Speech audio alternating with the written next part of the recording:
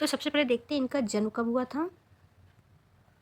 इनका जन्म 1891 ईस्वी में आगरा उत्तर प्रदेश में हुआ था। इनकी प्रमुख कृतियाँ कौन कौन सी है। कुरुवन दहन 1912 में है, यह नाटक इनका है। बेनचरित 1922 में है। तुलसीदास 1922 में है। दुर्गावती 1926 ईस्वी में है। चंद्रगुप्त 1926 ईस्वी में है। और ये जितने भी सन दिए हुए कुसुम राय के अनुसार हैं। आगे देखते हैं।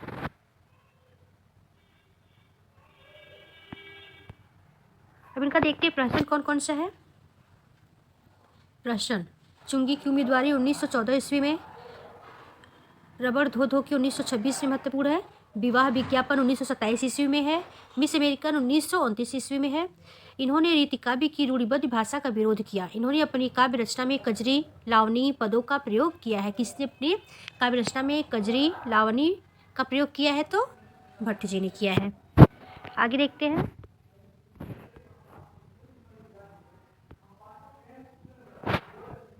इनके नाटकों पर फ्रांसीसी हास्य नाटककार मोलियर का प्रभाव देखा जाता है। जन्म 1886 ईस्वी, बिलासपुर, वर्तमान छत्तीसगढ़। ये लोचन प्रसाद पांडे को लोग देखते अच्छे से। जन्म 1886 ईस्वी में, बिलासपुर, वर्तमान छत्तीसगढ़ में हुआ था। उपाधि कौन कौन सी मिली है। साहित्य वाचस्पति तथा विनोद काव्य विनोद। मेवाड़ गाथा, महानदी, पद्य पुष्पांजलि, मृगमोचन, नीति कविता, कविता कुसुम। नाट्य कृतियाँ कौन कौन सी है। छात्र दुर्दशा, ग्राम विवाह, प्रेम प्रशंसा या गृहस्थ दशा दर्पण इनकी नाट्य कृतियाँ हैं। प्रश्न कौन सी है। साहित्य सेवा। आचार्य चंद्र शुक्ल के अनुसार इन्होंने चित्तौड़ के भीम सिंह के अपूर्व असत्व त्याग की कथा मेवाड़ गाथा नंददास की राजपंचाध्यायी अध्याय के ढंग पर लिखी है। मेवाड़ गाथा कैसा है, तो खंड काव्य है। आगे देखते हैं। रूप नारायण पांडे देखते हैं क्या बोलते हैं। इनका जन्म कब हुआ है। इनका जन्म 1884 ईस्वी में, 1884 ईस्वी में लखनऊ उत्तर प्रदेश में हुआ था। इनकी काव्य कृतियाँ कौन कौन सी है। पराग जो महत्वपूर्ण है 1924 में, तथा वन वैभव महत्वपूर्ण, वन विहंगम भी इनका महत्वपूर्ण रचना है। आश्वासन, दलित कुसुम ये भी महत्वपूर्ण है, ये महत्वपूर्ण रचनाएं हैं। संपादन किसका किया है। निगमागम चंद्रिका का, नागरी प्रचारक, इंदु माधुरी इत्यादि पत्रिकाओं का संपादन किया है। नाट्य कृतियाँ कौन सी है। सम्राट अशोक।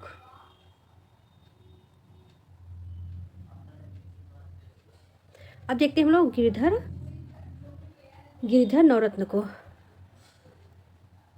इनका जन्म कब हुआ था। इनका जन्म 1881 ईस्वी में जयपुर राजस्थान में हुआ था। इन्होंने गोल्ड स्मिथ की रचना हरमिट का अनुवाद संस्कृत श्लोक में किया था, जो हिंदी में एकांतवासी योगी नाम से अनुवाद किया गया। इन्होंने रविंद्रनाथ टैगोर की कृति गीतांजलि का हिंदी पद्य में अनुवाद किया था। किसने, तो गिरिधर शर्मा नवरत्न ने। संस्कृत कवि माघ के शिशुपाल वधम नाटक के 2 सर्गों का अनुवाद इन्होंने हिंदी माघ शीर्षक से किया है। किसने किया है। शिशुमाघ नाटक के 2 सर्गों का अनुवाद तो गिरिधर शर्मा नवरत्न ने। आगे देखते हैं। मातृवंदना इनकी मौलिक काव्य कृति है। अब देखते हैं हम लोग योगी हरि को। इनका जन्म 1996 ईस्वी में छतरपुर मध्य प्रदेश में हुआ था। इनका मूल नाम हरिप्रसाद द्विवेदी है। इनका आत्मचिंतन सर्वेश्वरवादी है। इन पर गांधीवादी का विशेष प्रभाव है। सूर, तुलसी, कबीर, सूफी कवियों की विचारधारा का भी इन पर प्रभाव है। अब इनकी रचनाएं कौन कौन सी है। साहित्य विहार, ब्रजमाधुरी सार, कवि कीर्तन, तुलसी, विनय पत्रिका, प्रार्थना, वीर सत्सय, विश्वधर्म, मंदिर प्रवेश, प्रेम शतक, चरखा स्रोत, चरखे की गूंज, गांधी जी का आदर्श।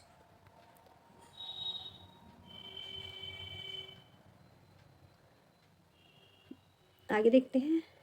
इन्होंने कवि ब्रज वल्लभ देव वल्लभ सखी को ब्रज का धूल भरा हीरा कहा है। इन्होंने प्रयाग में हिंदी विद्यापीठ की स्थापना में सहयोग दिया। वीर सत्सई कृति पर इन्हें मंगला प्रसाद पारितोष भी मिला है। किस रचना पर, वीर सत्सई पर। रामचंद्र शुक्ल ने इन्हें ब्रजभूमि, ब्रजभाषा और बृहस्पति का अन्य उपासक कहा है। आगे देखते हैं। अब देखते हैं हम लोग लाला भगवान दीन को। द्विवेदी युगीन कुछ अन्य रचनाकार लाला भगवान दीन को सबसे पहले देखते हैं। इनका जन्म 1866 ईस्वी में फतेहपुर उत्तर प्रदेश में हुआ था। टीकाएं कौन कौन सी लिखी है। रामचंद्रिका, कवि प्रिया, रसिक प्रिया, कवितावली, बिहारी सत्सई पर टीका इन्होंने लिखी है। काव्य संग्रह नवीन बीन या नदीम ए दीन, वीर पंचरत्न, वीर छत्राणी, वीर बालक, वीर पंचरत्न, वीर छत्राणी, वीर बालक इनकी महत्वपूर्ण रचनाएं हैं। काव्य शास्त्रीय ग्रंथ कौन सा? अलंकार मंजूषा, व्यंग्यार्थ मंजूषा। आगे देखते हैं। दीन ग्रंथावली शीर्षक से इनकी समस्त कविताओं का प्रकाशित हुआ है।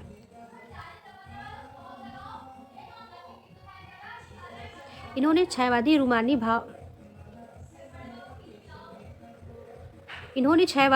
भावधारा को हे समझकर छोकरावाद कहा था। छायावाद को क्या कहता? छोकरावाद का। इन्होंने छतरपुर मध्य प्रदेश में कवि समाज और काव्यलता नामक 2 संस्थाएं स्थापित की थी। ये लक्ष्मी उपदेश लहरी नामक पत्रिका के संपादक भी रहे हैं। किसका? लक्ष्मी उपदेश लहरी नामक पत्रिका के संपादक भी रहे हैं। ये द्विवेदी युगीन प्रवृत्ति समस्या पूर्ति में सिद्ध हस्त थे। ये दीन उपनाम से कविता करते थे। आगे देखते हैं। अब देखते हैं हम लोग कांता प्रसाद गुरुजी को। इनका जन्म कब हुआ था? 1875 इस सागर मध्य प्रदेश में हुआ था। काव्य ग्रंथ कौन सा है? भौमासुर वध, विनय पचासा ब्रज भाषा में लिखा हुआ है। कविताएं शिवाजी, दासी रानी की महत्वपूर्ण रचना है। नाटक सुदर्शन, ये भी महत्वपूर्ण है। उपन्यास सत्य, प्रेम, पार्वती और यशोदा। काव्य व्याकरण ग्रंथ हिंदी व्याकरण जो 1920 की रचना है। संपादक बाल सखा तथा सरस्वती पत्रिका के। काव्य संग्रह पद्य पुष्पावली। आगे देखते हैं।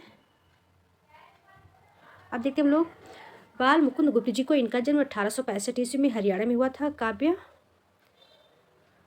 काव्य ग्रंथ स्फुट कविताएं, निबंध लेखक संग्रह गुप्त निबंधावली।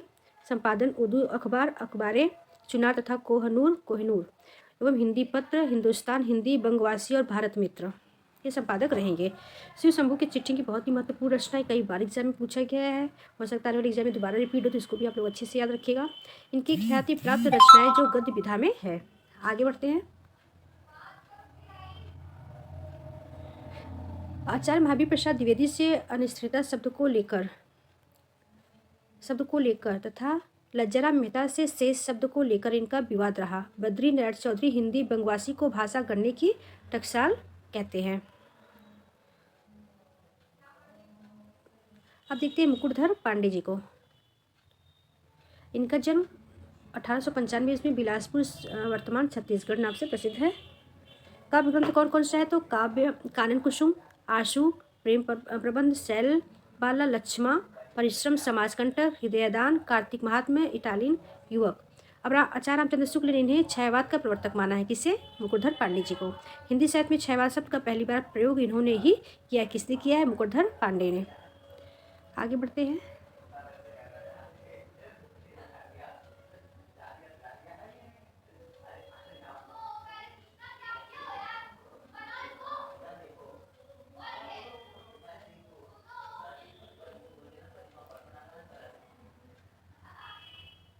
इन्होंने 1920 ईस्वी में श्री शारदा जबलपुर से प्रकाशित पत्रिका में हिंदी में छायावाद शीर्षक से 4 निबंधों की एक लेख माला छपवाई थी।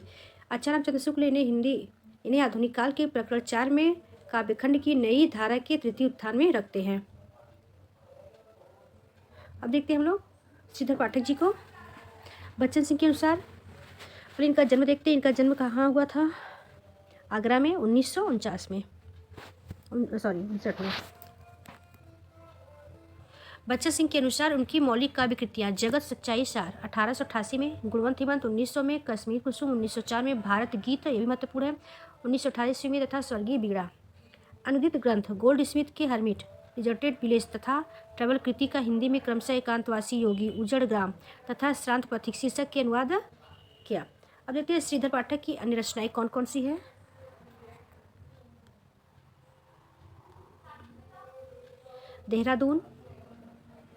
देहरादून, गोपिका गीत, बाल भूगोल, मनोविनोद, आराध्य शोकांजलि, जार्ज वंदना, बनाष्टक, श्री गोखले प्रशस्ति, भक्ति विवाह, श्री गोखले गुणाष्टक, धन विजय। नाथूराम शर्मा जी को देखते हैं। नाथूराम शर्मा जी का जन्म कब हुआ था? 1859 अलीगढ़ उत्तर प्रदेश में। उपाधि कौन कौन सी मिली थी? कविता कामनीकांत, साहित्य सुधाकर, ये पीयूष पाड़ी वैद्य के रूप में भी चर्चित थे। कौन? नाथूराम शर्मा। महावीर प्रसाद द्विवेदी जी इन्हें कविता कानन केसरी भी कहते थे तथा राजा लक्ष्मण सिंह इन्हें भारत प्रज्ञेदु की उपाधि दी थी। किसने नाथूराम शर्मा को भारत प्रज्ञेदु की उपाधि दी थी? तो राजा लक्ष्मण सिंह ने। आगे देखते हैं। काव्य ग्रंथ इनका कौन कौन सा है? अनुराग रत्न, शंकर सरोज, गरभंडा रहस्य, शंकर सरोज, शंकर सर्वस्व। बच्चन सिंह के अनुसार महावीर प्रसाद द्विवेदी की सरस्वती की लाज रखने की अपील पर उन्होंने हमारा अधपतन, समालोचक, लक्षण, पावस, पंचाशिका इत्यादि रचनाएं प्रकाशनार्थ भेजी। नवीन जी के अनुसार क्या है? शंकर जी शब्दों के स्वामी, भाषा के अधीश्वर, मुहावरे में सिरजनहारा और साहित्य के अखाड़े के अक्खड़ पहलवान थे। किसका कथन है ये? तो नवीन जी का, बालकृष्ण शर्मा नवीन जी का। और देखिए आगे देखते हैं। इन्होंने मिलिंद पाद, शंकर छंदो तथा राजगीत जैसे नवीन छंदों का प्रवर्तन भी किया। नाथूराम शर्मा ने।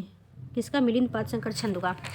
कलित कलेवर इनकी नक्शे संबंधित काव्य शास्त्रीय रचना। कलित कलेवर नाथूराम शर्मा की। इन्हें खड़ी बोली का कबीर भी कहा जाता है। खड़ी बोली का कबीर किसे कहा जाता है? तो नाथूराम शर्मा जी को।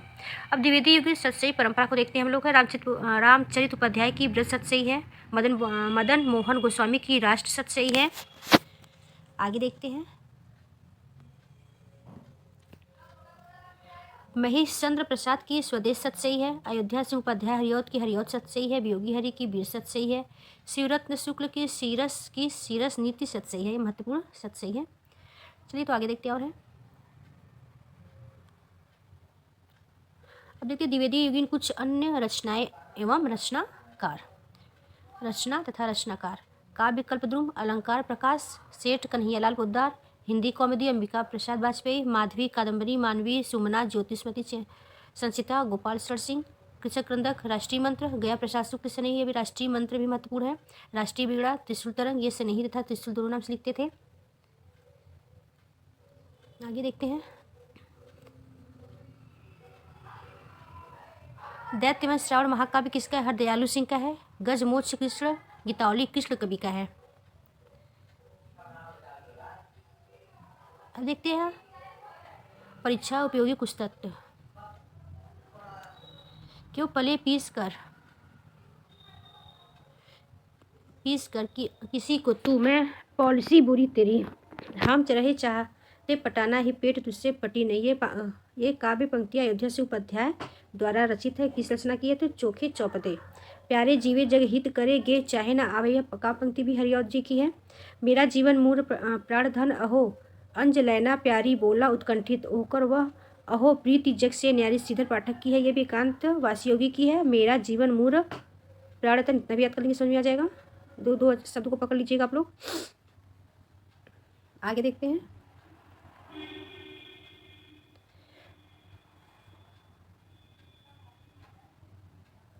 इसको आप लोग अच्छे से देख लीजिएगा।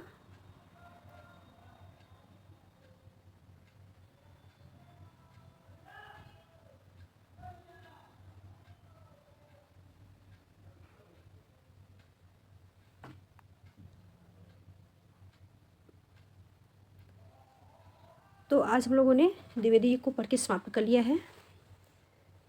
नेक्स्ट वीडियो में देखेंगे हम लोग छायावाद को, छायावाद की प्रवृत्तियाँ, उनकी विशेषताएं, रचनाकारों के रचनाएं क्या है।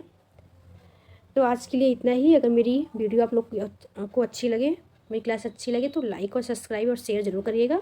तब तक के लिए नमस्कार।